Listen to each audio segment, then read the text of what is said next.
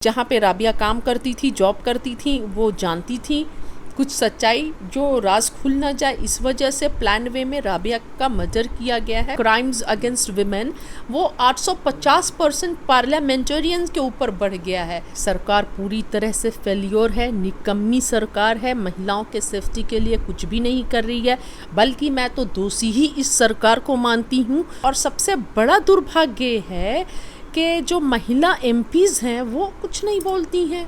एक तो बलात्कारी के फेवर में तिरंगा यात्रा निकालना, उसके सपोर्ट में लोग सड़कों पर उतर आते हैं। नमस्कार, आप देख रहे हैं सोशल न्यूज़। राबिया की बात करेंगे सबसे पहले, जिस घर वाले इस समय पूरी तरीके से टूटे हुए हैं, क्योंकि अगर फाइनेंशियली बात कर ले तो राबिया ही थी जो कमाने वाली थी। उनके जो पिताजी थे उन्होंने अपनी शॉप बंद कर दी, भाई भी लगातार जिस दिन ये कांड हुआ उसके बाद से ही घर पे हैं। तो ऐसे में खाने का अगर बात कर ली तो खाने में काफ़ी दिक्कतें आ रही हैं घर को।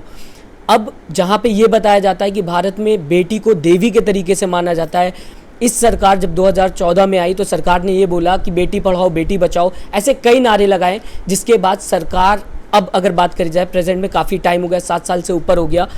अब बेटियों की क्या कंडीशन है बात करेंगे। आज जेबा खान हमारे साथ मौजूद हैं, उन सोशल एक्टिविस्ट हैं, लगातार ऐसे मुद्दों पे वो अपनी आवाज़ उठाती रहती हैं। और आपको मैं ये भी बता दूं कि किसान आंदोलन जिस तरीके से चल रहा है, 10 महीने से ये लगातार गाज़ीपुर बॉर्डर, सिंघू बॉर्डर जा रही हैं, वहाँ के हालात का लगातार ये कहीं ना कहीं इन्फॉर्मेशन इनको है कि किस तरीके से चल रहा है। उसका एक सदस्य जो है वो बन चुकी हैं। यूपी चुनाव में भी इन्होंने कहा, अभी हमारी बात हो रही थी, बोला इन्होंने कि यूपी चुनाव में भी किसान आंदोलन की तरफ से मैं जाऊंगी और लोगों को समझाने का काम करूंगी। तो इनसे सबसे पहले हम बात करेंगे राबिया केस पे, क्योंकि जिस तरीके से एक बेटी को इंसाफ मिलना चाहिए वो शायद अभी रुका हुआ है, वो बचा हुआ है, इंसाफ मिलना चाहिए।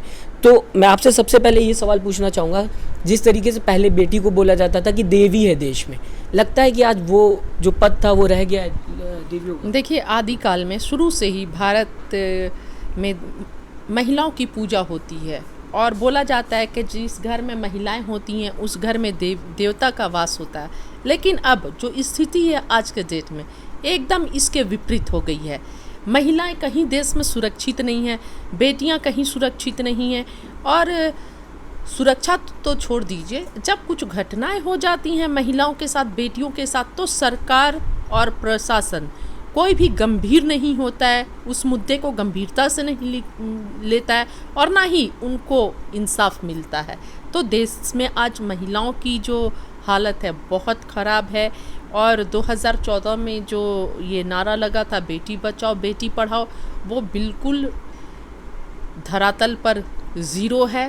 पूरा जुमला सिर्फ साबित हो रहा है। एक और नारा था, बहुत हुआ महिलाओं पर अत्याचार, अब की बार मोदी सरकार, अब की बार बीजेपी की सरकार, ये भी जो है एक जुमला साबित हुआ।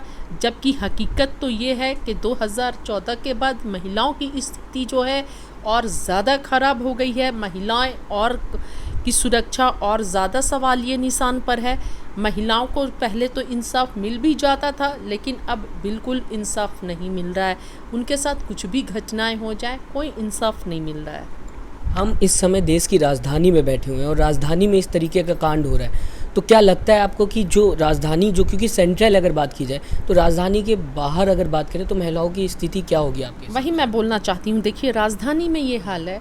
अभी जो घटना चल रहा है राबिया के साथ, राबिया से पहले दिल्ली कैंट की घटना है, जो 9 साल की बच्ची के साथ पानी पीने जाती है, जहाँ अंतिम संस्कार होता है वो जगह पे क्या बोलते हैं, शमशान घाट पर, उसके साथ घटना हो जाती है। उसके बाद से राबिया के घर आसी पास घर के 13 साल की बच्ची के साथ, दलित बच्ची के साथ बलात्कार हो जाता है। तो सोचने वाली बात ये है कि देश की राजधानी दिल्ली, जहाँ पर खुद प्रधानमंत्री, गृह मंत्री और देश में जितनी सत्ता में बैठी हुई महिला मंत्री बैठी हुई हैं, वहाँ पर महिलाएं सुरक्षित नहीं हैं, तो और बाकी देश के और सारे हिस्से में महिलाओं की सुरक्षा कैसी होगी वो खुद हम समझ सकते हैं। और दूसरी बात ये है कि राबिया वो डिफेंस में थी, और जब डिफेंस में होने के बाद उसकी वो सुरक्षित नहीं है, तो देश की जो आम महिलाएं हैं, आम लड़कियां हैं, आम बच्चियां, वो कैसे सुरक्षित होंगी? अच्छा, अगर बात की जाए, प्रधानमंत्री जी ने ये बोला कि बेटी पढ़ाओ बेटी बचाओ। अब अगर बात कर लें तो हर तरीके से सरकार जो है लड़कियों को ये कहती है कि नहीं, आप आगे, आपसे ही देश चल रहा है। अब ऐसी कंडीशन आ गई है देश में कि राजधानी के अंदर जो महिलाएं हैं वो सेफ फील नहीं करती। क्या कहना चाहेंगे इस चीज़ को लेके? आप 50 चाकू लग गए, तो वो कहीं ना कहीं दर्दनाक हादसा था आपके हिसाब से, या फिर आप ये मानेंगे कि सरकार? ये पूरी तरह से सरकार की निकम्मापन है।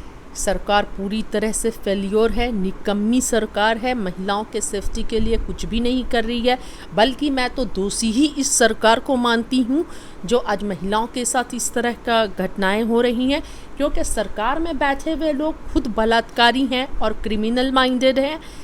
तो ऐसे में महिलाओं को कैसे इंसाफ मिलेगा? महिलाएं कैसे सुरक्षित रहेंगी? जिस देश के संसद में बलात्कारी एमपीज बैठे में हैं, जो इतना क्रिमिनल चार्जेस है जिन पर, और बलात्कार किए हुए लोग बैठे में, तो कैसे उम्मीद की जाए? और सबसे बड़ा दुर्भाग्य है कि जो महिला एमपीज हैं वो कुछ नहीं बोलती हैं, वो आवाज़ नहीं उठाती हैं। कहा तो ये भी जा रहा है ना कि वो शादी करके गई थी, निज़ामुद्दीन नाम के लड़के से शादी हो गई थी, तब गई, तो वो रेप नहीं था, उनके साथ जो भी हुआ पति के साथ गई। ये सब झूठ है और मिस्ट्री कुछ और है, हकीकत कुछ और है। ये सच्चाई को छिपाई जा रही है लगातार। देखिए, आजकल देश में एक ट्रेंड चल गया है, एक तो बलात्कारी के फेवर में तिरंगा यात्रा निकालना, उसके सपोर्ट में लोग सड़कों पर उतर आते हैं, चाहे कुलदीप सेंगर हो, चिन्मयानंद हो, या हाथरस में मनीषा वाल्मीकि के साथ जो घटना घटी उसमें हो। और अब देख रहे हैं कि इस तरह के जो राबिया है, राबिया पर भी इस तरह के आरोप लग रहे हैं। मतलब जो रेप पीड़िता होती हैं उन्हें इंसाफ तो बहुत दूर की बात है, उनके मर जाने के बाद ना ही उनको एक सम्मानजनक अंतिम संस्कार मिलता है, ना ही उन्हें इंसाफ मिलता है। इंसाफ के जगह उन पर मरने के बाद वो बेचारी पीड़िता पर तरह तरह के इल्ज़ाम लगाए जाते हैं। तो ये देश का दुर्भाग्य है, महिलाओं का दुर्भाग्य है। बेटी बचाओ बेटी पढ़ाओ और महिला सशक्तिकरण सब ढोंग है और कुछ नहीं है। धरातल पर रिजल्ट एकदम ज़ीरो है। और हम एक बात और, 2009 से 2019 तक के बीच का जो आंकड़ा है, 850% महिला के खिलाफ जो है बढ़ गया है। उस पर जो भी हैरेसमेंट, वो 850 क्राइम्स अगेंस्ट विमेन, वो 850% पार्लियामेंटेरियंस के ऊपर बढ़ गया है। मतलब इतने ज़्यादा अत्याचार हो रहे हैं। तो जिस देश में सत्ता में बैठे लोग ऐसे हैं, तो आम सड़कों पर महिलाएं कैसे सुरक्षित रहेंगी?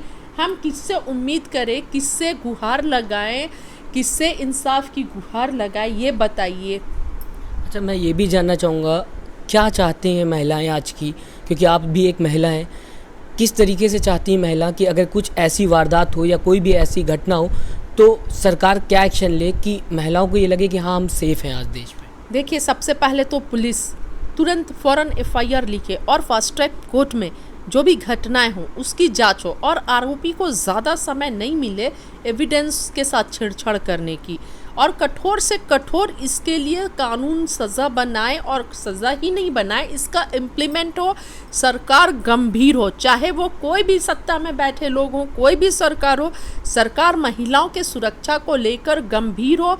क्योंकि आजकल हम देख रहे हैं कि दिन दुनी रात चौगुनी स्पीड में देश में महिलाओं के साथ बलात्कार और शोषण बढ़ते जा रहा है। इस पर आज 21वीं सदी में भी हमारे देश में इस पर रोक नहीं है। और अगर कोई इंसाफ मांगता है, कोई महिला के पीड़िता हो जाती है, तो उसे ही 10 तरह की नसीहतें दी जाती हैं कि बेटियों को अच्छे से रहना चाहिए, रात को नहीं निकलना चाहिए, संभल कर रहना चाहिए। जैसे अभी कुछ दिनों पहले गुजरात के चीफ मिनिस्टर का बयान आता है, जो 2 बच्चियों के साथ बलात्कार होते हैं, तो उसमें जो पीड़िता है, कमेंट होते हैं लगातार, ये कहा जाता है कि जीन्स फटी हुई नहीं पहननी चाहिए।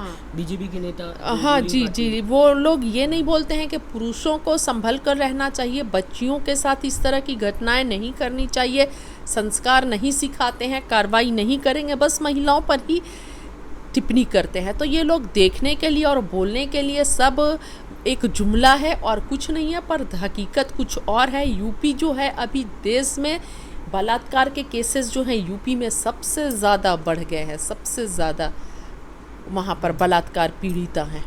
अच्छा, राबिया केस में अब आप क्या चाहते हैं? आपको क्या लगता है कि ये चीज़ हो तो ज़्यादा बेहतर होगा राबिया? देखिए, सीबीआई जांच हो और ईमानदारी से निष्पक्षता से जांच हो और जो दोषी हो उसका पता चले, क्योंकि इसमें बहुत ज़्यादा मिस्ट्री है।